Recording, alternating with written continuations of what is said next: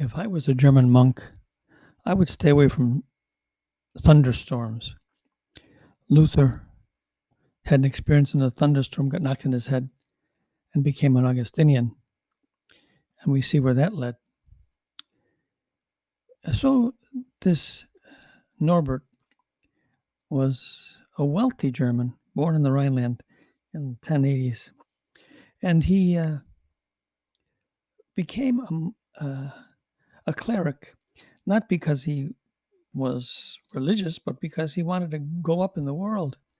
His father was a court big shot, and he would like to become a big shot himself, and so he became a canon, not a priest, but a canon. In other words, he would sing the office every day, pray for the people connected to a cathedral.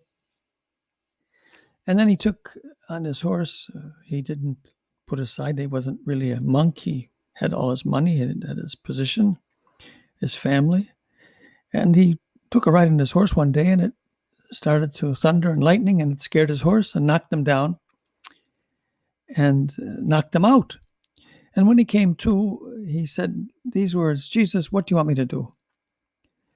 And like St. Paul, he heard the voice of Jesus said, "Stop doing evil and start doing good."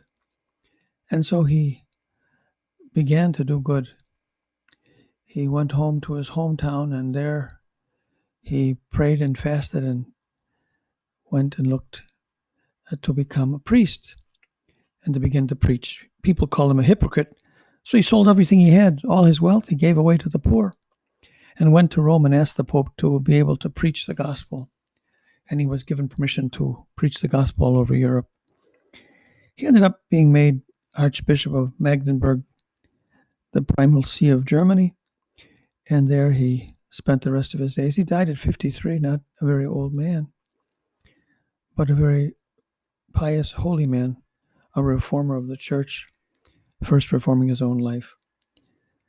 The Holy Spirit moved in Norbert, and he founded an order they called Premonstrantarians or Norbertines. And he had a run-in with a man who denied the Eucharist, who was an atheist and hated the Eucharist, and told his followers to take the Eucharist and bury it in some ungodly places. Norbert went out with his followers and converted some of the followers of this evil man and found the Eucharist intact and restored it to the tabernacle. So that's why he's pictured with a monstrance in his hand. We need Norbert today. Many people desecrate the Eucharist. The price for a host consecrated, I think, is $1,000, and for the consecrated blood of Christ, probably closer to probably 5,000.